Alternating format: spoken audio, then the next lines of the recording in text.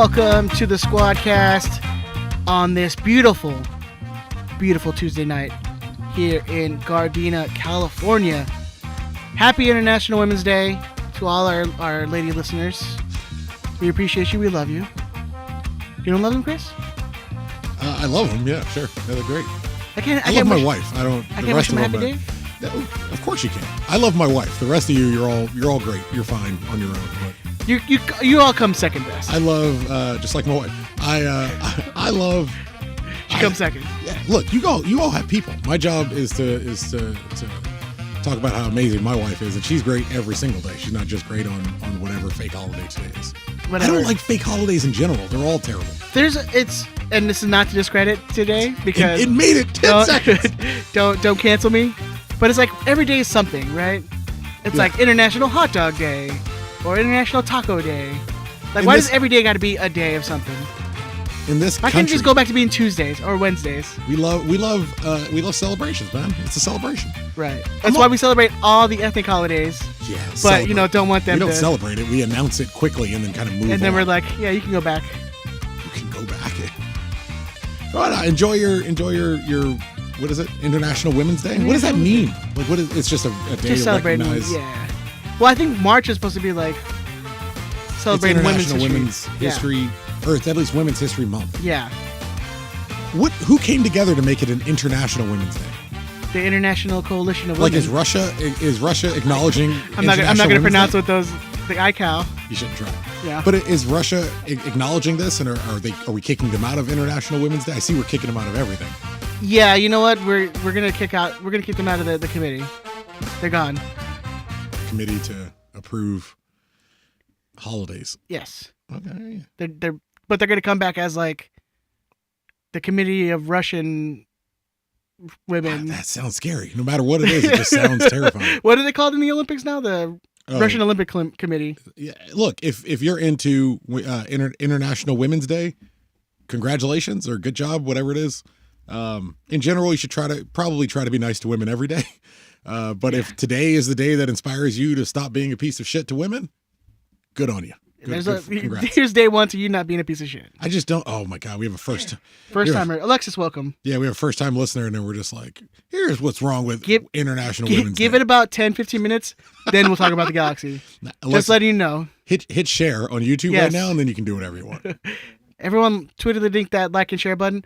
Alexis, so we say the word Twitter the dinks. It's something that happened 7 months ago. A couple months ago, and we don't really remember the context, but we know it involves liking and subscribing. Yeah, like and share that button, subscribe. We appreciate you guys doing There's like that. a bell. If they hit a bell, you'll get notified when we go live. All right. And this thing is happening again every week. So, or if we drop a video, right? That's what the kids say? Yeah. When we drop a video live, right? And what happened? We created our TikTok and we haven't posted a Ben dancing video yet. This is the worst part about the TikTok. What's the we gotta get him to floss. I think that's years old. We just have to find out whatever He's still doing it. Whatever Eric is doing, and then just have him copy that. And it's like Erica knows the dances. No, Eric. Eric. Corner of the Galaxy. Eric better not know. Oh, okay. The Portuguese hammer. I downloaded TikTok and created the Squadcast TikTok account. And now I just get notifications about whatever, because I haven't bothered to uninstall it yet. Whatever, I'm just doing it now. Whatever stupid. No, we got to get Ben dancing. No, Ben needs to install it. I don't need. Here, I'm going to put Ben. I'm afraid if you let Ben download that app. Look, he's dancing now. You should have done it. Stop moving. Should have been recording. Well, is it installed on your phone? Look, Alexis. Mostly we I'm just not letting that app track me. You definitely have TikTok on your phone, don't you? No, I don't. Really? I just assumed like being married to Denise. I stopped after what was the last one that was like the 30-second videos? Snapchat. Yeah. No, Vine was cool. I actually like Vine. Here you go. Here. But yeah, Snapchat. I stopped at that. That's when I figured out I was old. Yeah, do something more in your old man thumbs up. Do a dance. Do the robot. Do the robot. Do it. You got like 6 seconds left. This is why no one's ever going to follow this. Give me a beat, Ed. Give me a beat. No, I'm not going to give you a beat. You're killing me, Ed. You know what? I'm going to keep this. I was going to delete it, but now I'm going to keep it. That has to be our first TikTok then, because it's just Ben. Ben being confused about being old and how things work. Me sitting here with my hands up. There you go. I know how TikTok works. I need some music. How do they follow us? I don't No, but I will. What's the Riot TikTok? Squadcast? I assume Okay, go find us. it might just be Squadcast. Not gonna lie to you, but probably Riot Go Squadcast. find Squadcast, or Let's see. How do I loop this? we could put that in like the show notes, right? Like we'll find out by the end. Yeah, Yes. assuming we find out by the end. By of the end of the show. 2 hours, we'll find out. Hey, Right? if some young person in the live chat could teach us how to use this, If someone is under the age of 25, please let us know. if you want to run our TikTok page, Yeah, hey. it'd be way easier. Where's Poseidon Sushi when we need him? Oh, he's got That'd be a lot of anime stuff though. Poseidon Sushi is a way better name than he actually has. What is it? Poise Sushi. Poi Sushi? Yeah, Poseidon Sushi. Oh. Fucking metal. That's pretty dope. It's like the cover of a '80s hair metal band. No, it's like a cover band now doing like Poison covers. Something Ben would go to. Let's see. Would you go to that, Ben? Yeah, probably. By the way, I that's mean, Ben and this is Chris. Yeah. If you guys I had to think about it for a second, but yeah, I mean, come on, who am I kidding? Yeah, of course I go to that shit. have you guys watched the Pam and Tommy show on Hulu? No, but I'm going to see Motley Crue when they come. No, Next year? I read the It's book. so It's fast. much better. Yeah, have you read it? I watched the original. It's far superior. I hear this one. Well, never mind. Have you seen The Dirt? That movie came out a couple years ago, or read the book The Dirt? No. That's That's really the one good where it's read. talking about all like the behind the scenes of like the crazy rock Yeah. bands, right? Yeah, well, no, it's the behind the scenes of Motley Crue. Oh, just Motley Crue. Yeah, and just the crazy shit they did. Well, it's like the 80s where like there wasn't any. We've been over Social the 80s. media and- Isn't there a Patreon about the 80s? I think. Did we do that on Patreon? I think so. Yeah, Patreon.com/RiotSquadcast. right there. Point up, Ed. Point up in the corner. Oh yeah, I thought we were gonna save this for Patreon. That was the whole thing, right? We gave it out. Whatever. Gives a shit. Who cares? Oh my goodness. I wanted to give what's going on with you in your life, Chris? I'm trying to be less fat for a little bit. That's going well. Yeah, we're both on that train now. Yeah. Yeah. You're crushing it, man. You got me smoked right now, with your fitness. What else is going on? Yeah. Kids good, family's good. Kids good, family's good. Damien had today was the first what's it called? Picture day. He did picture day at school man. today. Yeah. And I got lucky enough to I was able to go in because the school fucked up. It's the person who runs his preschool, it's her first year as a preschool teacher. And she doesn't have kids. She just learned it. You know, she got one of those fancy college degrees teaching her about kids. You learn about kids in the streets, girl. Yeah. Number one.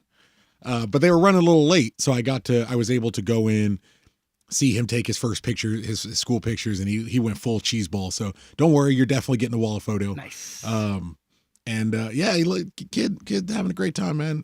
Everything's all good. Can't complain about anything. We got some interesting shit on the horizon as a family right now. So hopefully we'll get into that in a couple weeks. But yeah, life can't complain. Life's good. Good on, man. How about yourself? Good, man. Good. Just working. We'll see how long that lasts with the current job situation. But no, it's going well. It's going well. Wife's good. You know, we're on our good like meal prepping and working out kind of thing. So hopefully that continues. That's all it's about, man. Yeah, man. But other than that, I started going to therapy. What? Yeah. How am I hearing about this now? I had my first therapy session. Oh yeah, vato. 2 weeks ago. You're going okay? How? Tell me all about it. It was good, man. Like I've been wanting to do it for a long time. You usually hear men get podcasts instead of going to therapy. Yeah. You are doing both. Yes. Oh, you're gonna be So I'm gonna balanced. be mentally healthy You get in your body no in line time. too, man. This is how it works, though. It's the mind body connection. That's it. Right? I found I started thinking about mental health and stuff like that when I went back to school. And I found like as I was educating myself and kind of reactivating learning and just standard brain function, and then I started dieting and getting my body in line, like it's just one thing after another. They all kind of connect. And Well, I was telling you, I've been on a good workout for the last 3 weeks. Like I've been consistent with it. And even just in the 3 weeks, I'm like already feeling better, sleeping better. yeah, that's like- good, man. Yeah. So now I'm just like getting it all worked out. I'm trying to share the TikTok link in the YouTube chat, and I don't think it's letting me. So, but I highly recommend, like, I think these last 2 years, especially with the whole pandemic, I think it's really, people have been putting a focus on mental health. Yeah, absolutely. And so, if seek it out, man. Like, and I'm getting it through the insurance, so it's Yeah. it's not costing me like crazy. I'm definitely not going to do that. Like, why would I tell someone my inner thoughts? Is your therapist a man or a woman? A dude. Oh, I can't show weakness to another man. What are you talking about? What if he tries to Well, stick I'm my already wife? I'm a beta as it is, so it's like it doesn't really matter. You're You're I'll talk to my therapist about that. Your low self-esteem issues. Yes. What's your what do you? Oh my God, I have so many questions. Is there anything you feel like you can share with us that you have learned or gleaned in therapy? No, I think it's what we actually even talked about. It's just getting the mindset right, and then Okay. it'll like snowball. Can I So ask you- like go ahead. he mentioned something like RES. I can't remember like exactly what the term was, Mhm. but it's like responsive something blah blah blah. But it's like you change your behavior by the way you change in your thinking. Absolutely. So if you're the stinking thinking, everything's gonna be negative, everything's gonna suck. What have I been telling you for well over a year now? Like, you control your energy, you control your peace, you control where that shit goes. Shaking your head, Ben. Oh, Ben's going to school for psychology, right? You're going to get on the mic then. You're not terrified they're going to clearly discover what you are? He's gone through psych evals, man. I've he's been learning about the Zodiac killer, and it's like, Yeah. I'm not sure they got the right guy. There may be one more suspect that was trolling around Riverside apparently at the time that they may want to look into. Cool. You see what I'm saying? Yeah. You see what I'm saying? He doesn't want to say anything that might potentially incriminate him. Right. What can Well, there's a plenty of Netflix documentaries now where they're gonna All find him. about- yeah. They're gonna find him. what Now, in- the good one. Have you seen the Son of Sam documentary? Yes. What was The it called? Sons of Sam? Yeah, Sons of Yeah. Sam. That's done by a guy who's. I mean, he's a little bit of a whack job, but that's a really good one. Yeah, I saw Like, that as far one. as conspiracy theories go. what inspired you to obviously seek mental help and the crutch of another human to get through life? So someone close to me recently started going again. Surprised or you going. didn't find that insulting at all. I would have lashed out at you for that. Maybe I need to talk to someone. No, someone close to me started going to therapy, and it inspired me to go. And I've been wanting to do it for a long time. Just working on myself, working on things that, maybe have inspired the way I do things, and trying to kind of rework that so I can get out of those bad habits, kind of thing. I like it, man. Yeah, man. And also you want to try to confront some of your like childhood traumas and things like that before you have kids. And even if you don't think they're traumas, but they definitely are. Yeah, That's yeah. what's important to realize is the way you process information. There's a really interesting book that I gotta shoot to you, but it helps you get through this understanding of like the way you process information and the way you process traumas and shit like that. Like, it's all from your childhood, and it's all from the people around you when you were getting raised. Well, yeah, who taught you to learn behaviors and all that stuff you learn from. who teach you how your environment, how you go through things. Yeah. And the way that you look at things as normal. All these other people who don't have these life experiences, like it's very abnormal to them because all of their life experiences help them process things in their own way. Right. Ed, can you give us like a weekly? How often do you go? So I'm gonna do every other week. Okay. Can we get like You a want rough- Ed Hell mental yeah. update? Hell, I want that Okay. anyway. Hey, look, if it inspires someone to go and get that help, like All it's about. I'm all about. Actually, it's about content. As long as it's good content. If you're just talking about normal shit that's making you better, We'll talk about my daddy issues. there you go. I just like want- that's the shit that content. I want content, Ed. Okay, good. I hope you get better, kind of, sort of. because like you as long said, as you this is keep definitely generating content this for 2 hours is like therapeutic. It's all I need. I'm good. Yeah. Yeah. I because mean, you're a man. Yeah. I mean, I'm not putting down. Look, if anyone in this room should go to therapy, it's probably me. I'm man enough. I'm man enough to accept that about myself. But the fact that I'm man enough to accept that about myself ensures that I'll never go. So I love that you're going. It's great. I think Tucker's like, I'll just bury it deep down until the ulcers take me. look. I'm 35. If I'm lucky, I got like 5 decades left, right? Like 15 years of those 5 decades are going to be awful. So I'm just going to try to enjoy the 35 that I have that are probably not going to be terrible. And, And whatever for me, happens. if 1 hour a week helps me get to that place, I mean, Yeah, why I not? love it, man. And as soon as it stops working, just don't go. Yeah. And you're in the same place you were in before you went. And you might know some more things about yourself. It may help guide you in how you make Yeah. decisions. Hopefully, it'll make you more of an easygoing person and less of like a draw a line in the sand dickhead like you usually are. I don't know if you guys have noticed, I get angry at times. Real about things that often don't matter. No, Yeah. really? So, trying to work on that a little bit. Yeah. Hey, man, it's if you think you have something worthwhile to work on, Yeah. and you choose not to work on it, you're a coward. That's what a coward is. It's someone who realizes the thing they need to face and chooses to not face. And I it. really don't have a problem talking about it. I mean, again, it's like if I can inspire someone to go out and if they need to talk to somebody or they need help, like awesome. Maybe they'll ask you for advice, Yeah. and it's an open door into learning about themselves. I will give you very bad advice if you want to come ask me. Well, it sounds like your advice would be go get a therapy, go talk to a therapist. Especially if your insurance covers it, man. Like, I can't believe do it. I'm more, if anything, I'm more blown away about the fact that this is the first time I'm hearing it. yeah. Which is good. You get it's nice to get a raw. See, it's content. That's why I brought it to the table today. I wasn't going to talk about it, but content. Can you have your therapist talk to this guy who wants to talk about the galaxy for a half hour before we record? Before we record a and show? then the moment we hit record, he goes, "Cool." Cool. Like yeah. that, I mean, But you called it though. There's a lockbox. We talked about it, right? He does. If he talks about the galaxy on the show, you're all going to talk to him about his potentially incorrect opinions.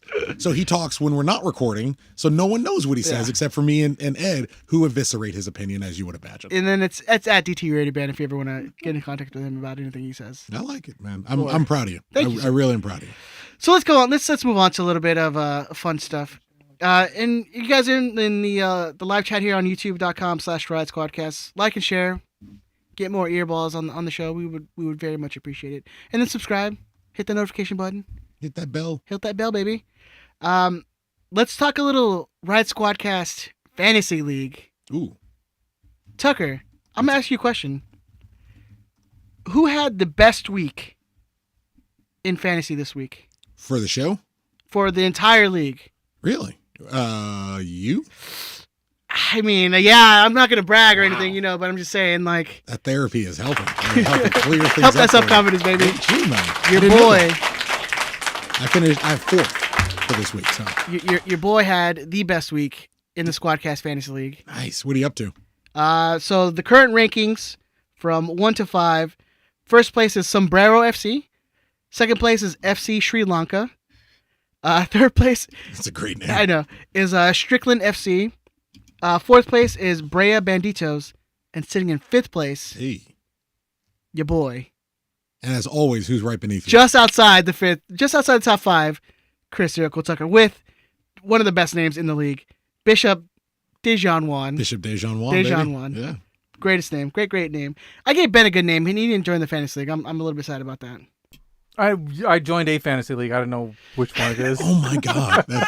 You have the code every week. Ben's gonna be in next week. We'll figure it out and we'll get Ben in next My week. goodness. But yeah, so if you want to keep joining, we're gonna put the code up. It's early. You can still join with us. There's only 47 people in. It's the first 2 weeks of the league. Yeah. You're one really, really good week away from being right in there. And more than likely, a third to half of those are not going to continue They're playing gonna after fall like out. 3 Yeah. weeks. So You're in the Nag News head-to-head league? yeah, you're 2 for 2 in that, man. No, number one. I'm one in 1 win, 1 loss. Okay, nothing wrong with I that. lost the first week and then I won this week Nothing by like wrong with 3 that. points. Yeah, I'm in first place in the head-to-head league. I have 2 wins, and then I guess goal differential is how they separate the tiebreaker.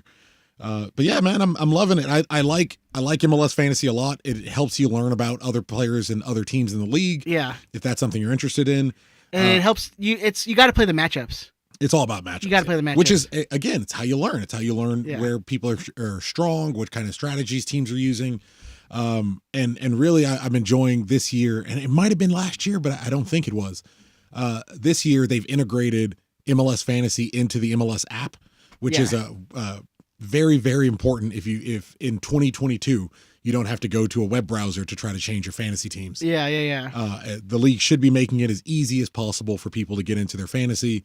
And this season they've kind of hit it out of the park. It works perfectly. You can check on all your leagues through the app. You can change your players through the app. You can find out the schedules. We didn't really mention the podcaster league that we're doing. That's an Ag News one. Yeah, but we didn't mention did we mention there's going to be a belt on the line? There's a belt. Yeah, that's why I'm interested in being in first place. I'm bringing that shit home. Well, I'm saying I don't think we mentioned it on the show. Oh no, go. Please. Yeah.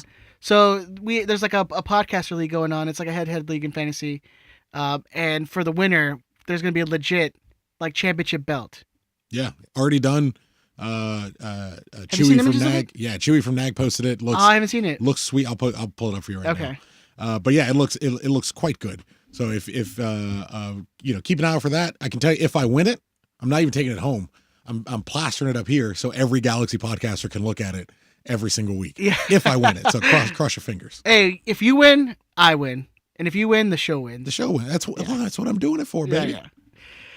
All right, let's get into a little bit of Galaxy news coming up. So it came out today that the September. This is fucking way in the future right now, or 6 months from now, I guess. September 4th game against Sporting Kansas City has been moved from 7 p.m. to 5 p.m.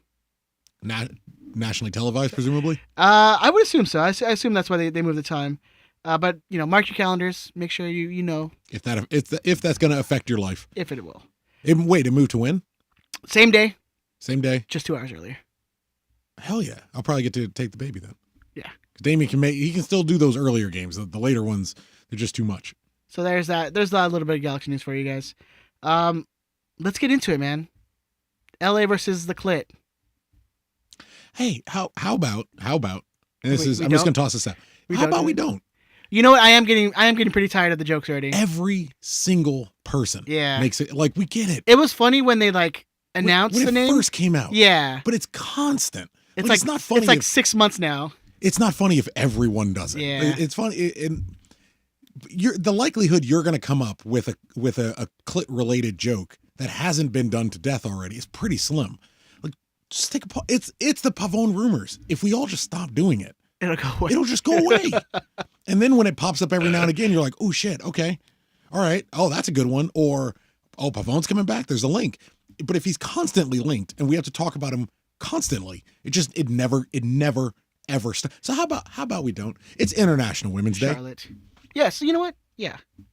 Let's not. Unless you're going to toy with the glitter, you leave it be it.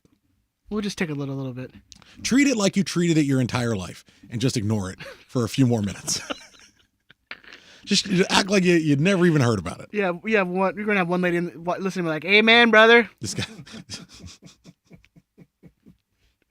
That's why they need an international day. Yeah, because of pigs like us. Like us, yes. Record-setting crowd in MLS: 74,479 people in attendance. Remember going to Open Cup games on a Wednesday? And there was 1,500 people. Maybe. Chivas USA home games for a regular season where I had security guards telling me there were 400 people in the building. Say that number again. 74,479. That's it. What a time to be alive, man. And then you're not accounting for the people who are working there, and so that's at least another couple hundred.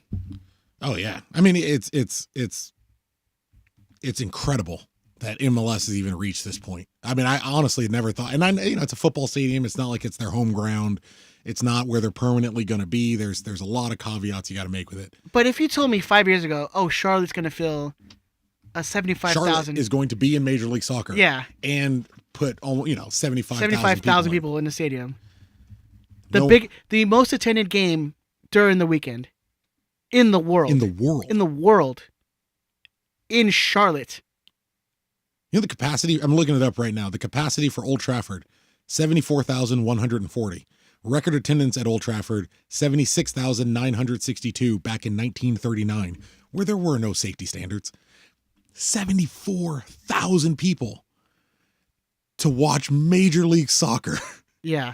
To watch Koulibaly. And isn't it kind of awesome that the Galaxy were part of that? I just love that we were part of that. Ed, how do you think? Bit of history. How do you think they sold the tickets? How come on, they know what they're doing. Don Garber, you don't have to like Garber. He's not an idiot. The guy knows what he's doing. Yeah. But you have the truth of it. It's great to have your name associated with, what has to be a banner moment for the league as a whole. Right. Let alone just another home opener for a new expansion team and in a new market and the continued growth and the expansion of the league. But to have your name attached to it and then to come out winners doesn't hurt. Play a little spoiler. With a local kid, with a homegrown talent, scoring a banger. There's worse ways to spend a weekend. Right. So you kind of alluded to it already. LA Galaxy with that 1-0 win, back-to-back 1-0 wins. Bang bang. With just a golazo, just aso. Yeah. Aso. Often overhyped the golazo. Often overhyped the banger. There is no two ways to say that. Like it is a chef's kiss. Yes. Beauty goal. You can't say he didn't intend it. If you watch the replay, it bangs it off the post. It's placed exactly where the keeper couldn't get it. Just splendid from the kid. Efrain Alvarez, everyone in MLS is raving about him now, which is great. Always a good benefit, especially if it's a year that Julian might get moved on. It's nice to have that next guy in the pipeline who should be able to come through from the youth team and integrate into the first team, potentially get sold in a couple of years, what have you. Or maybe just plays the position and stays, for an extended period of time. But he's got it in him. Like he's got those kind of shots and those kind of goals. And in him. it's that left foot, man. Well, he doesn't have the other one. He's got a beauty left foot. Yeah. If you watch, and not to take anything away from him at all, but if you watch the way Charlotte was playing, that the majority of the match, even in his specific shot, he's surrounded by 4 guys who are all standing off of him. What Charlotte was defending against is the team trying to drive into the box, getting it to Chicharito, and then just putting a body in front of him to try to block the shot out. Yeah, I mean they're expecting like up cross. They're expecting the pass. So you watch, but you see the way that they had played that game, and Efrain gets the ball, sees the keeper in a position in no man's land, as as they say, and says, "I'm gonna take a shot." You look at the first half. And you flip the side. It's the exact same thing. What's his name? Victor Vasquez started. Yeah. Or attempted from the same position. And hit off the post. And he went off the post. Yeah. Efrain went for essentially the same shot he did. He was just. I wonder if they gave him a little advice. Teensy more accurate about it. But yeah, phenomenal shot. Great for the kid. Shushing the crowd. Ballsy. Yeah. Ballsy. And people complaining, man. There's always people complaining. Arrogant LA. But yeah, 74,000 and the 19-year-old homegrown talent. Yeah. Shushes the crowd, points to the crest, and reminds everyone, like, hey, welcome to Major League Soccer. This is what it's like. Congratulations on your big party. They are not here to see you. They're always here to see us. And that's what you want. You want that level of swagger and that confidence, and man. Confidence. Yeah. The shot took confidence. We're the crown jewel of the league, We are the reason you're here. Yeah. We're the reason your team is here. We're the reason you as fans for this team are here. Like we are the torchbearers. It's if you want as a fan base, if you want to continue that mentality and continue that level of shit talking and that level of confidence and boasting, you need your team to back it up. And Efrain definitely, took a bless you, went a long way in continuing that, at least for another week. Yeah, I mean, and it's for better or, I mean, we'll see if it's for better or for worse that Vasquez picked up that injury, which seemed like never good. Seemed like non-contact. Well, no, he did get the contact in that. He got He hit. had contact earlier. Yeah. And then it kind of progressed and just got worse and worse. Benefit for Efrain to come in a little earlier. But he didn't. Sasha came in for him. Oh, Sasha came in. That's right. Because it's one of those things where I'm like, oh, I wish I tweeted it, but then I understand, how little any of that shit matters. But Jonas can back me up on this. When Vasquez goes out and Sasha comes in, I was like, oh, that's a really interesting substitution. I would have brought in Efrain's the obvious replacement for Vasquez at that time. You're more creative. But this is one of those moments where I love Greg as manager. Victor Vasquez playing the 10 goes out, right? And we talked about it in the preseason. We talked about it in the offseason and last week. Vasquez re-signing at 35 essentially makes it so when Vasquez isn't playing, you play Efrain Alvarez. Actually, forgive me, people. I listened to Extra Time Radio this week, but they agree with me, which is the only reason I'm bringing them up. You sign Victor Vasquez. You have Efrain Alvarez, 18, 19 years old, World Cup year, decides to play for Mexico, presumably trying to make a World Cup squad. You re-sign Vasquez instead of playing Efrain and starting Efrain at the 10. Vasquez goes down. Everything in every Galaxy fan says, well, Efrain Alvarez comes on. He plays that cam role. What does Greg do? I'm going to bring in my other senior player whose job is going to be to kind of lock shit down. And we're going to taper it in. We're going to try to hold 0-0's fine. Like we can get away on a road with 0-0. That's how you light a fire under a young player who might historically have felt a little entitled to a position he's been in, who historically has had fitness issues, who historically has there's been talk and rumors that he doesn't carry himself in a completely professional manner when it comes to training, completely professional manner when it comes to his diet and his fitness. This is how you light a fire under that guy. When it's presumably your time to get called, I'm going to call not only a veteran, but a veteran who's not going to play the exact same position the last guy did. A veteran who's going to sit back a little more, who's going to play a more defensive hold. So no, it's you don't just inherit the spot. You earn the spot. And then when Efrain comes in, he shows you why you should start him next week. He shows you why if Vasquez is out, say Vasquez is out 2 weeks, 3 weeks, whatever, or at least one. Say he's out against Seattle. It's a turf game. So you're probably encouraged to not test it too much anyway. Hey, go show me why it should be you.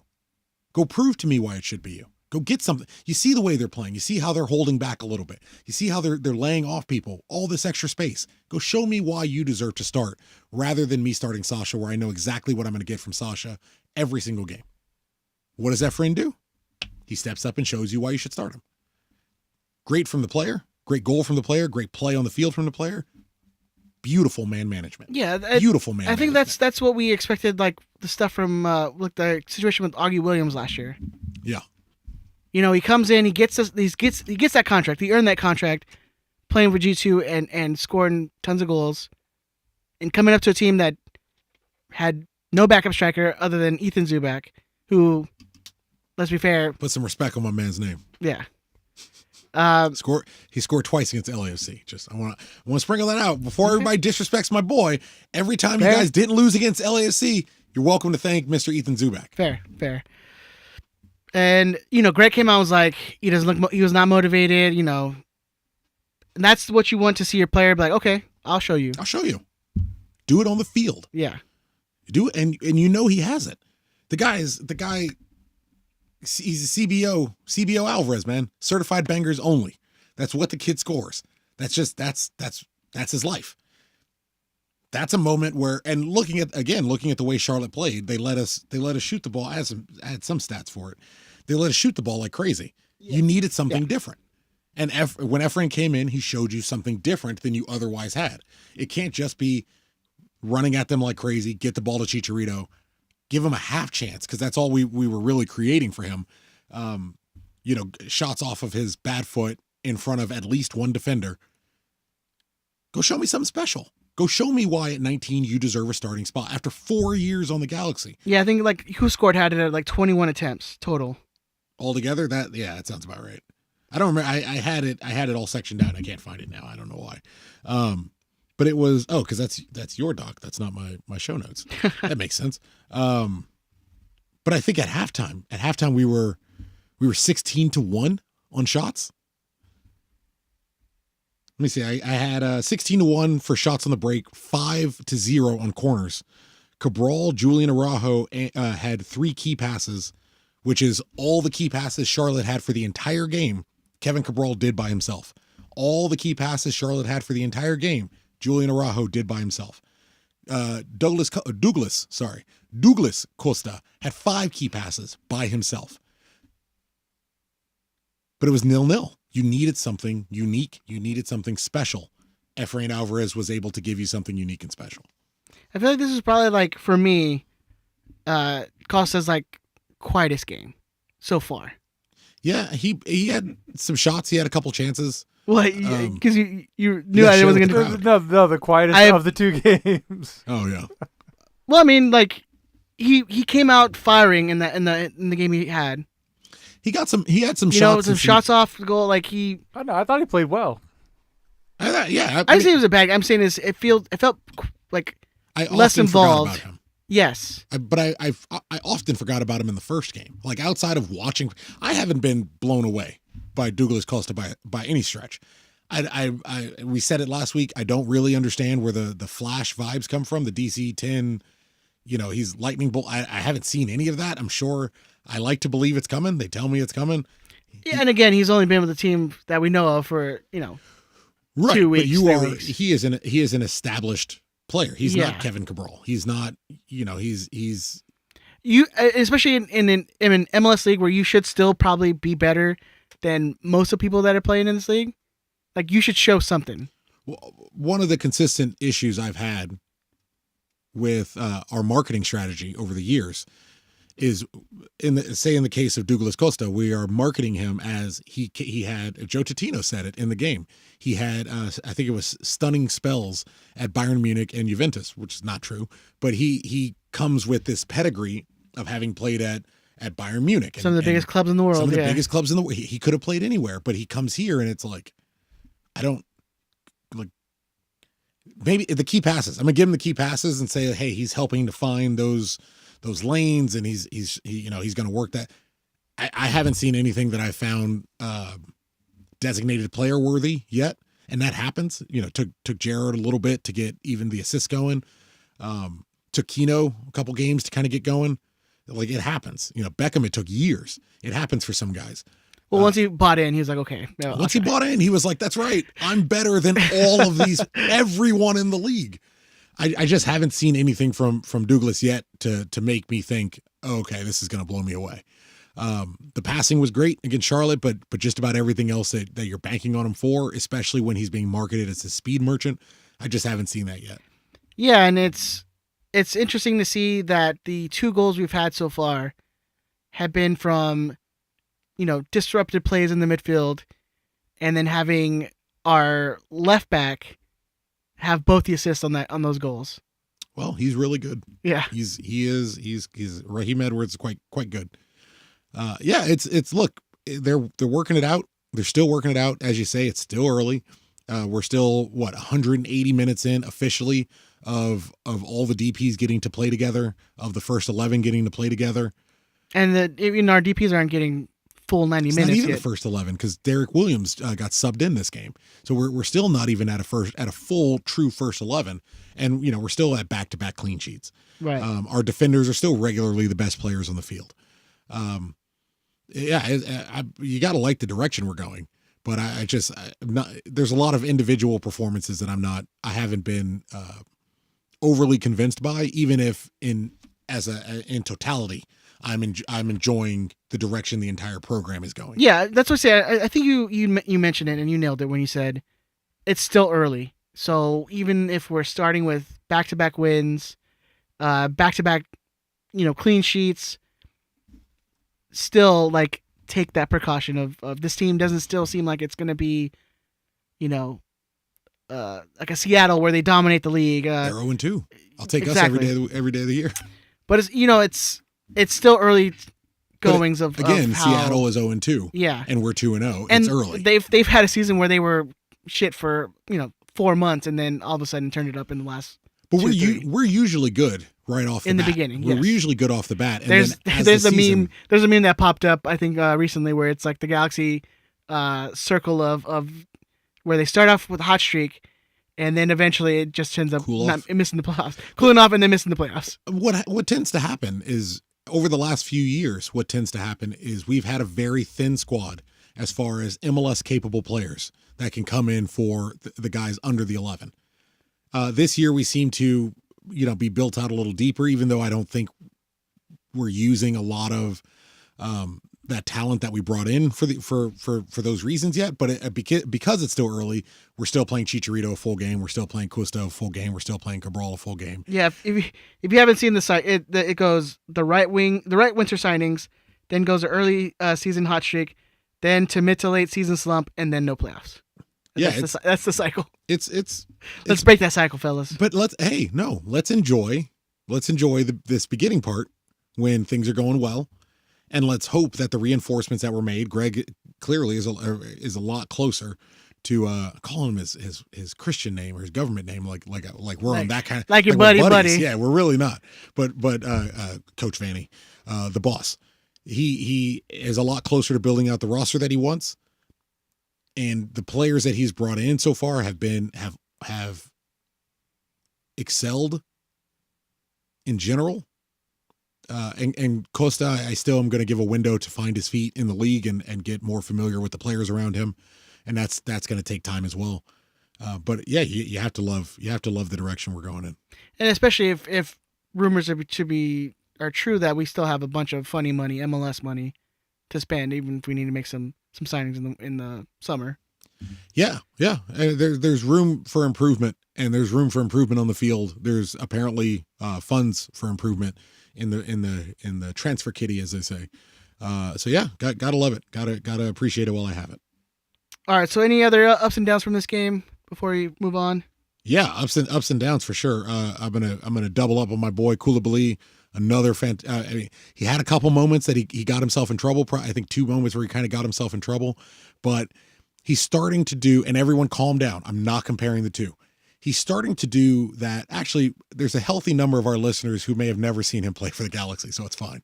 He's starting to do a lot of what Berhalter did in that Berhalter Omar Gonzalez year, where when he fucks up, he's just like, well, I'm stronger than you, so good luck getting around me. So when he messes up, he just goes to ground in front of the person and just forces them to run him over. Right. And they're trying to get around him so they don't foul him, and he's a big fucking dude. And in the time it usually takes them to kind of get around his body to get at the ball, Bond is quick at it. It's almost as if those two have had a conversation of like, hey, if you see if it's me and the attacker, start making your move. And if I don't clear it out, you just come take me out. You just come run me right over and grab the ball, and I'll be fine. He doesn't seem to be all that bothered by whether it's the attack. Charlotte did it a couple times in this game, and New York City did it last week.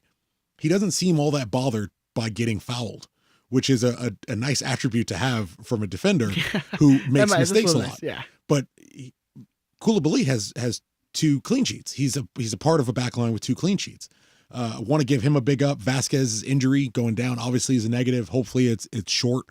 I feel like you're going to give him some resting anyways after playing 2 games. You got to manage his minutes. There's only so many he can give you, and we were going to turf again. We were doing wasn't turf 2 weeks in a he row. Injured coming into the season, like preseason? During preseason, yeah. So it's like you got to monitor his time, and I'm sure Greg is aware that he knows what he's going to get from Vasquez. Those two have to have a very open, communicative relationship where Vasquez can know he can come talk to Vanny, and Vanny knows, hey, this is what I need out of you. Let me know. Bondy getting a second clean sheet, definitely big up. Yeah, Ben, you should have went with that call, buddy. Should have went with that call on his way to 10, man. Hey, and Cabral, 5th way there, sir. Cabral cooling from preseason. You know, we got 2-0 or 1-0 wins. So obviously the scoring's not getting passed around that much. I wonder, you know what? I'm going to take that down back, because I wonder how much of Cabral's movement on that left side keeps opening up Raheem Edwards to make all the contributions he's making. You have, as a defender, as a coach, you have to account for the raw speed. Yeah, that's what I was Kevin going to say. Cabral Just trying to cover his speed, you're going to have to drop back a little bit and open up that space. You look at that left side, you got Cabral's speed. You have Delgado, who literally never seems to stop moving and running. And then you have Raheem Edwards, who in theory should be the one person on that side that you don't need to account for that much, or that you're not necessarily planning for. So I would wonder if the amount those two are moving is what's opening him up so much to keep helping him make these man of the match contributions. And on the play where Raheem Edwards cut it inside and actually had that shot, It was because Cabral took the runners and left Raheem that space. And Cabral, he was all over the place. I mean, if Chicha just lifts his head up for a second and taps that one across to Cabral instead of taking a shot, I forget what minute that was in, when Cabral was just wide open. They would have scored, I think, in the first half. I think that was late in the first half. But yeah, I think you're exactly right, Tucker. I think that his speed has opened up so much space for Edwards on that side. I like it. I'm in, man. I'm into, at a minimum, I'm in to watch that keep developing. And also like the spots Chicharito is getting in because Cabral, I'm going to take that back completely. The spots Chicharito is getting, like Charlotte did a great job. If you look at the way Charlotte lined up and the way Chicharito was playing, they just sat a body in front of him. Well, that's literally what New York City did to him. That's what Charlotte has done. It seems like it's going to be the plan because it's smart. As of now, I mean, there's still really the one threat. Your goal scoring threat is, Chicha. If you believe he is the only one who's going to score a goal, and that looked like the way Charlotte was setting up, it's the only way you can. When I say they sat a body in front of Hernandez, if you get an opportunity to rewatch the game or the highlights, he still has a center back who's with him. In addition to that, there was someone waiting to block shots that he took the whole game. Their plan seemed to be entirely, we're just going to neutralize Hernandez and we give ourselves a shot. The game goes to what? Damn near the 70th minute, 0-0. And it takes a wonder goal from Efrain to break the deadlock. He doesn't score till the 77th. So almost 80 minutes. Yeah, it almost worked. They almost got out of the match with their plan working. It's just a matter of someone else has to be able to step up. It needs to be something besides an Efrain wonder goal, but they count the same. Yeah. Like I'll take if the kid can bang one of those out every 3 weeks, like that in itself earns his spot. And he does that, and the defenders are going to have to start watching him a little more, so that creates more space for the other guys. That's the game. Yeah. You can't mark everyone. That's why I liked Costa taking those shots from the outside. He's great. Because He's great at that. It's a little dangerous.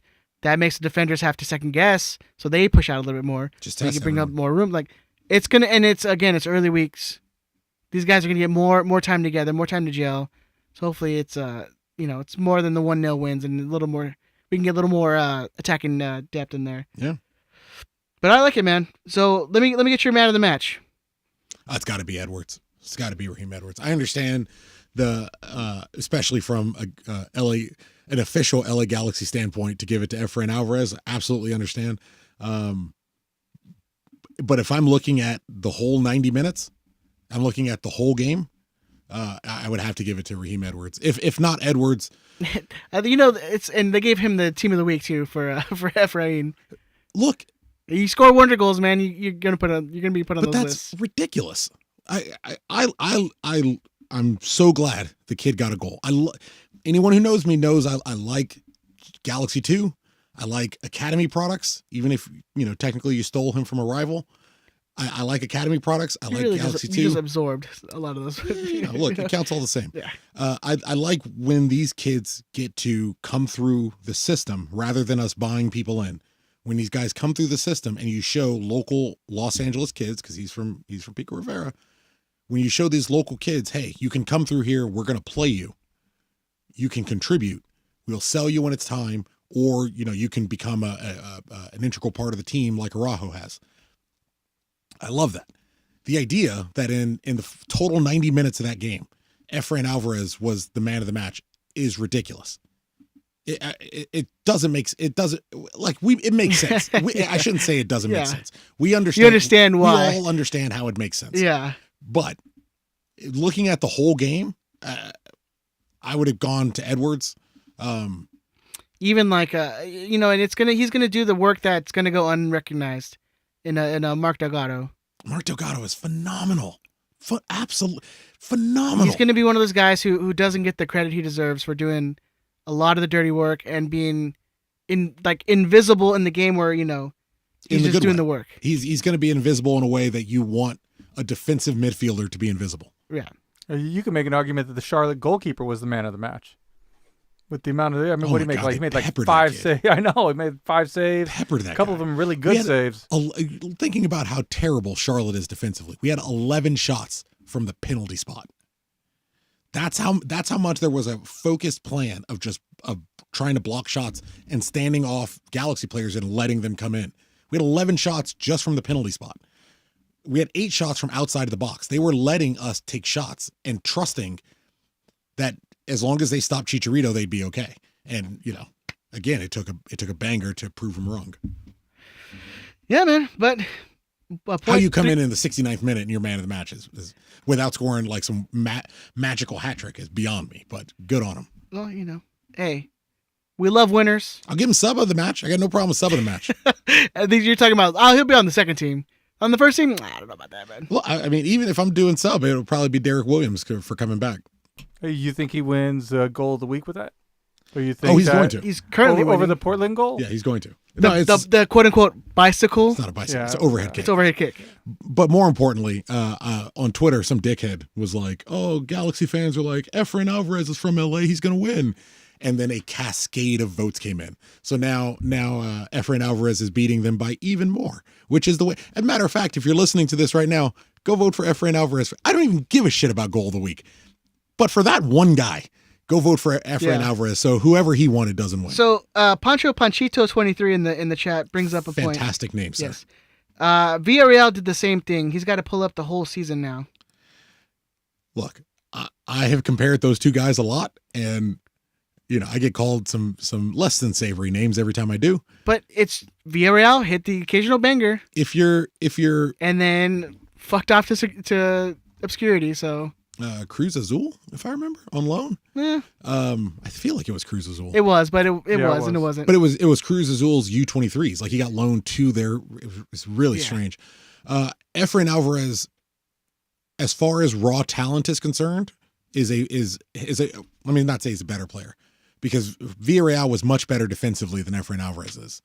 And you could put Villarreal in a system that benefited him really well. And Efrain Alvarez, that seems to be a little harder to do because I don't know. I'm not sure if we often set up to his strengths. Efrain Alvarez is a far more talented, raw talented player than Jose Villarreal ever was. It's not a real fair comparison. Efrain Alvarez, as far as raw talent is concerned, is the most raw talented player that has come out of our second team in the history of the Galaxy. Period. I can't recall one that was of better talent than Efrain Alvarez. Can you? Like he tops. I'll vamp for a second so you get it. No, because especially with the hype and the amount of time that he's been given at first team, 4 years in the first team, because I think they see that talent, and someone's trying to, I don't know, like crack the code to have him like be that guy. He's still just a kid. He's 19. I mean, he's 19. Like he's still a teenager. Well, yeah, this is still also a the problem. But this is an American soccer problem, is that we want to be so much like Europe. Like he's 19. He's not in the first team. He can't be any good, type of thing. But I think the issue, to be fair, I think the issue is more. You can look around MLS and they're selling players younger than him who have been involved in their first team setup for less amount of time, right, who have played with less talented players. But how many of those guys actually go off to like be the guy or be a guy? That's not my business. But that's what I'm saying. Like it's just, you can sell however many people you want, and that doesn't mean that Alvarez is not going to develop. Yeah. Also, I mean, just because these other kids developed it, whatever, that doesn't mean Alvarez isn't going to develop into a good number 10, or at least a very good MLS serviceable number 10. And then are we doing him a disservice of being like the super hype machine? Yes. That's what we do. If you're 18 years old, and you're 3 years into your time on the first team, how do you have multiple murals without overhyping you? You're from East Los. Those are your words. But what logic is it as an organization to put a teenager on a mural? This organization. Those are your words. Those are your words. Those are all your words. Look, we're trying to find. You put two people who played half their games on the team on murals around the city because it's not about how they play on the field. But if to your question about overhyping a teenager, yes, unequivocally yes. Well, look how many times we've done it. Jack McBean, Villarreal. What mural is McBean on? on the mural in my heart. What mural is Villarreal on? Where's Ethan Zubak's mural? He scored against your rivals. But they don't meet a standard. And on this club, there is a standard that can be met regardless of one's playing ability. I'm glad Efrain Alvarez is a fantastic player. Nothing in the world would make me happier than him earning every single mural we've already anointed him with and put him on at the Galaxy, specifically at the Galaxy, not after he's left. Because even if he leaves, I'm going to go him wherever he goes. Say he goes to Spain. I think that's probably where he should go if and when he leaves. Say he goes to Spain and he balls the fuck out. I would love nothing more in the world than to say, yeah, he came from here. Yeah. He's ours. But he hasn't produced that yet, even for our team, let alone going somewhere else. So is he overhyped? Yeah, he's really, really good. He's a good player. He just hasn't consistently shown it enough for the first team to where it would warrant that. And I can't imagine any time in history we've ever put a second team player on a mural based on what they did in the reserves. That hasn't happened. Yeah, he's great. Good on him. Should have put McBean, man. That's why don't ask me these questions because then it goes negative. And then I sound like an asshole. Almost our only chance of winning a golden boot in the league. Efrain Alvarez, USL. He just the goal against Charlotte. He tied Jack McBean for first team goals on 4. So long way to go. 4 goals in a mural. 4 goals in a couple murals. I think he's finally doubled up his mural count with goals. So yeah, might be overhyping him, but we all without anyone saying it. Because no one has said it once. We all understand why, right? We all understand why 100%. There would be an overhyping. It's 100%. Okay. Look, we get it. We get it. Good on him. We overhyped Jose Villarreal too. We overhyped Raul Mendiola too. That dude was hood. Well, that dude was not made for the soccer world. He might be for some soccer worlds, just maybe not for the American soccer world. Yeah. Maybe in like a jumpsuit somewhere. Love that guy. Madam Serrano called him the lost prophet. Yeah, man. So I mean, and I think we kind of crave that number 10. I think we wanted someone who's like that creative spark that we haven't had since Gio's good year. Yeah, even then, I mean. Well, you gotta be fair. Gio's good year was phenomenal. And so we're going on 6 years now. Long ass time, yeah. Where we haven't had someone who can, put a final ball in and put someone on goal at that position, because Pavone could. True, for sure. But he did it on the wing, where it's like that's what I'm saying. Like for the 10, yeah, we haven't had anyone. So I think we kind of we're all wishing that he becomes the player that he's meant to be, or he's hyped up to be. Yeah, or he has the potential to be. Yes, because it's still the thing that upset me with you see a Bradford Jameson who was really good, Jack McBean was really good. It's always rough when you see guys who have the potential and it just never quite it just doesn't connect. And he seems like he's finally in a place 4 years in, and he's still young for American soccer, for MLS. But he seems like a place, if we're not selling him, he's still young, where he could develop into exactly what we're trying to build him into. All right, let's get into the email from. But sorry, anything else before we move on? I don't believe so. I think I'm all good. All right, so we're going to move on to the Big Tony's email. Again, thank you, Tony, for these emails. We appreciate them, sir. Like Ben sits back, cross arms, like, okay, this is what I've been waiting for all day. I was like, I'm gonna open this door. Ed reading. Hot as balls out here. Prognostication. Another week and another 1-0 win. In game 1, it was Chicha rescuing points for the G's in the 90th minute. This time, it was Efrain Alvarez in the 77th. Efra! A whole 13 minutes faster. At this rate, the G's will eventually have enough time to score a second. One can only hope. How did the boys do?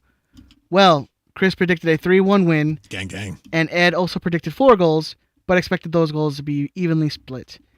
I forgot to harass Ben for a prediction, so he also ends up with predicting a tie. So again, Chris is the only one who notches a point, as he didn't expect Efrain to score that incredible goal. So 1 point for Chris, who extends his lead up to 3 over Ed and Ben 0. Don't worry, guys. 3 points is hardly an insurmountable lead. Guys, it's an insurmountable lead. Probably. But it would probably be a good idea to break your duck soon. Listener predictions. This week we had 65 people play the prediction game. So close. I know, so close. 4 more people would have been nice. Nice. With the G's traveling to Charlotte to face an expansion team, who would have thought they'd lose? What's your feelings on that? What? What's your feelings on 69 then? Like in general. Like in general? Life? Yeah. Well, I mean, in your specific. It's all cosmic. Move on. Moving on. With the G's traveling to That's Charlotte. the best you've ever done with it. Yes, seriously. With the G's traveling to Charlotte to face an expansion team, who would have thought they'd lose? No one at all. Not a single listener said our beloved G's would lose. I feel like Ben would have predicted a loss. Yeah? Ben says yeah. Would you really? Yeah, I would have called a loss. Charlotte's awful. Still, we talked about this last week. I think the hype of I think after the show, yeah. I mean, the Galaxy lost to Salt Lake in their first ever game at home. They lost to, was it Seattle? They lost to a couple of teams like that where they weren't good teams that year, but they lost to the opening. Orlando was another example. They lost to the first ever game in Orlando. Oh, well. So anyways, great job, guys. Wait, while no one predicted the G's would lose, 3 people expected a draw. Matthew E., Sabrina, and Uncle Dishwasher. Best name ever. Thought we would see a draw. For shame. I guess I'm part of that. Shame. Shame. Well, the G's didn't light up the scoreboard last week, so maybe a draw was realistically possible. So, 62 people at least grabbed 1 point. Did anyone predict a score correctly? Of course not. The closest we got was 5 listeners predicting a 2-0 win. In fact, 59 people bagged 1 point this week, while only Rafael Rauda, I'm sorry if I mispronounced your name, and Uncle Dishwasher grabbed an extra point for predicting an Efrain goal. What's that? That's only 2 of the remaining 3 listeners. What about the third?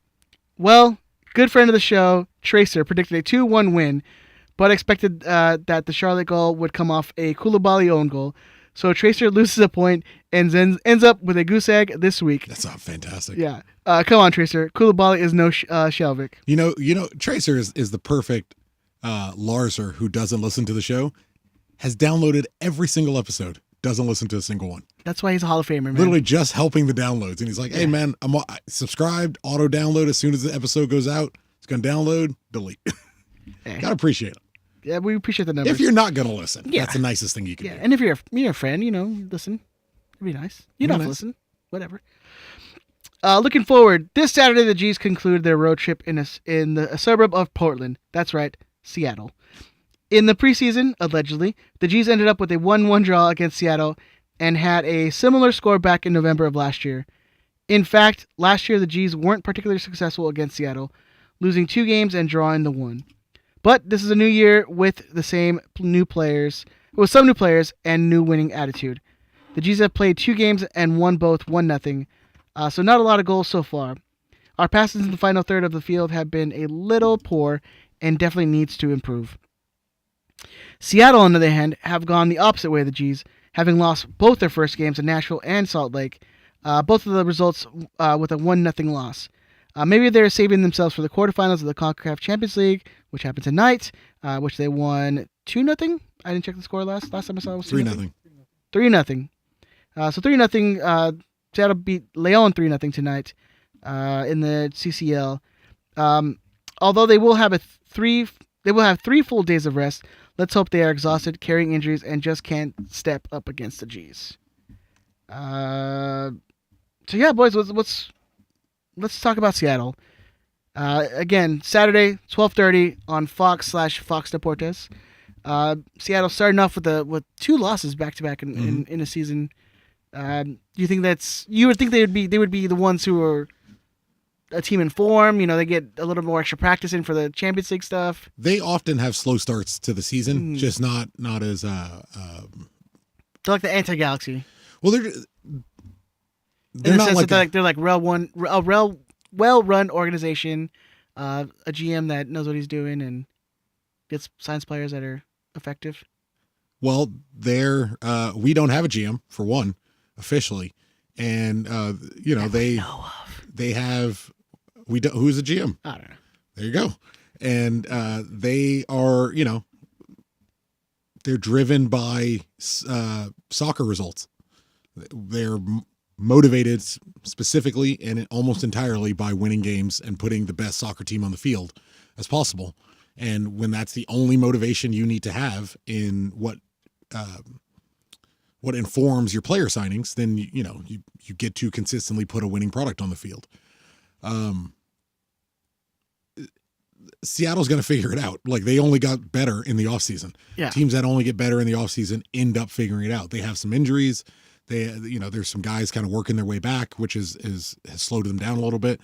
Montero played at the weekend, and he played the Champions League game today. Yeah, I think Rui Diaz came off with an injury on the weekend. Rui Diaz is out hurt, and he came. I think he was slow coming in from preseason. Nicholas Ladero has had some injury issues. I think he had a lengthy injury last year too. But in the offseason, Ladero was injured, I believe. So look, they're going to figure it out. All we can hope is that we get in and out. Yeah, we get in and out at 3 points. This is the week they figure it out. Yeah. It looks clearly like they're putting a lot of emphasis on the Champions League. They can't be the first to a lot of things. They can't be the first MLS Cup champions. They can't be the first to 5. They can be the first Champions League winners, and they take it very seriously. So you could understand potentially them running a full team out today. And looking at their roster, it seemed like they played a pretty heavy 11 of the players that I know from Seattle. It looks like they played a pretty serious, as close to a pretty serious 11 as you could do. They're not traveling. They played at home. We're playing them up in Seattle so that they get a couple extra days rest. They're certainly going to come for us. It's not going to be anything like Charlotte. It's not going to be an easy match. It's just a matter of whether Greg can tactically, move things around and take advantage of where they're going to struggle. Yeah, because you're going to find, we'll probably figure out what's going on with Vasquez probably tomorrow or today if you're listening to this on Wednesday. But I would still say, even if he's healthy or back to somewhat healthy, do you start him? Do you rest him? That's back-to-back games on turf. I would rest him. Like, quick answer to the question. It's not the rest of the season's not worth it. So you already have Greg, who's going to have to make decisions on switching up the lineup at least a little bit. Squad rotation. Yeah. He's a 35-year-old Cam. Like, you were going to have to bench him. It's a matter of time. Just time for when you're going to have to bench him. The real question is, what do you do to shift that formation and to shift yourself tactically to fill that hole of your most creative player on the field being down hurt against a team that loves to attack down the middle, is willing to attack down the wings, is historically willing to run really hard, and is managed very well by someone who knows his players pretty well. Seattle picked up a very important Cam in Rusnak. I don't know if you saw, he got like a fucking standing ovation and a celebration in RSL coming back. He left you as a free agent. Yeah. He could have re-signed for you. He left as a free agent to go to a rival. They gave him offers too. To go to a rival. And they just didn't want to pay him a DP money. It didn't make any sense at all to me. Is he DP in Seattle? Is he DP in Seattle? He's DP in Seattle. It seemed really strange a player would leave as a free. I mean, Sebastian Lletget, when you get a hand clap, but you get no celebration. When New England comes here, Lletget will 100% get booed. I guarantee you he's going to get booed. No, really? I don't think so. He thanked the entire organization when he left, except the fans. You don't think that guy's going to get booed when he gets here? I don't think so. You may not boo him. I like the way therapy is working because you're more at my pacified level now. If you don't think Sebastian Lletget's getting booed when he comes to Galaxy, I think you're off of it. I could see them say they start all the ex-Galaxy players. I could see fans applauding every single name that Emma Boateng, Omar Gonzalez, AJ De La Garza, and the moment they get to Lletget, I could very well see people booing him. I don't know, man. I don't know. He was a fan favorite. I don't know if he's going to get booed. He didn't. I don't think he ended as a fan favorite. Well, that's on them. Well, yeah. I mean, it's all on them. It's everyone's own weird little anger. That's your own stuff that you got to deal with. No, I don't think he'd get booed. I hope to be wrong on that, yeah. But I wouldn't play Vasquez if it's avoidable. And it seems as if it would be avoidable. You could place getting out of Seattle 0-0 is a win, even if they're 0-2. Well, especially since the last time we beat Seattle was September 23rd, 2018, a 3-0 win. Goals from Zlatan, Ola Kamara, and Emma Boateng. Wow, yeah. Even if they're 0-2 and we're 2-0, getting out, I don't know what stadium they play at now. I'm going to say Quest because that's the last one I remember. So you see, Mr. Provino. Our friend Mr. Provino on the chat says, Leggett got an applause at the preseason game. Did I go to that? I don't think I went to that. Okay, well, good for him. I'm gonna boo him next time I see him. Just out of spite. Just to be right. Just out of spite, yeah. Nah, yeah, it's whatever. Yeah, I mean, it's going to Seattle. It's always you expect a loss or not to get points. It's somewhere we've not it's a had. tough place. Yeah, it's not somewhere we've had very much luck, except for playoffs in like 2012, It's quite some time ago. 2011. Quite some time ago. Yeah. 12. When did 12 for sure. I was up there for 12. When did that Juninho goal where he came off the post? I think that's 12. Was it 12? I don't know. Whatever. I think it's 12. Probably good enough. Someone will tell us in the chat. I don't know. I have it closed. It's irrelevant. Doesn't really matter. Why did you close it? Why would I leave Too it open? distracted or what? Well, it's a potential distraction. Like this side conversation about it being distracting after the 30-second Juninho conversation. Tell me how you really feel about the conversation. Oh, God. This fucking therapy will smack the shit out of Victor me. Mendoza thinks it's 2014. What do you think? You're a producer. Google it. You know what? I could, you know, man, he's right because we but- had the Hey, I did one good thing today, Tucker. I'm good. the throwback jerseys for the third kits. But I don't think, that wasn't 2014 though, right? That we had those throwbacks. No, it was 2014. 2014. The long distance goal was 2014. Done. Googled it. Producer. Useless YouTube chat people. That's why I closed it. Nobody gives me an actual answer. Fuck Tucker. Tucker sucks. Tucker gave you the correct answer. Not like we have a producer or anything that That's what he does. He presses buttons. button monkey over here. And fuck Tucker's friend. There he goes. Thank you. I bet everybody misses that one. Yeah. He did do the orgasm one though. That was funny though. That was, yeah. Well, yeah. Every now and again, he's on his game. You know, broken clock. We haven't had a lot of That's fair though, actually. haven't had a lot of success in Seattle, even with them on the down. Like I'll take the 0-0 and get out, and that's a good day for me. Wouldn't be shocked to see Sasha replace Vasquez, and then you run the exact same thing. Sasha comes out late, bring in Efrain, let him see what he can do, give you a chance to kind of watch the way. Be interesting to see if part of Greg's thinking is go back to the Charlotte game. I'm going to see how they set up. I'll play my more defensive player. And when it's after I see how they set up and how they're moving, then I'll bring in my wild card and say, Efrain, this is where I need you to go. This is the space I need you to occupy. This is the type of ball I need you to play. I mean, it was clear Charlotte was sitting off of him the whole game. So you go out, see if they sit off you, and then take a shot at that keeper in the same way Vasquez did. Yeah, if they're going to give you that time. I mean, you saw literally, like you said, you pointed out, it's carbon copy, just on what Vasquez did and what Efrain did. Yeah, Efrain was just a little more accurate, but it's essentially the same shot.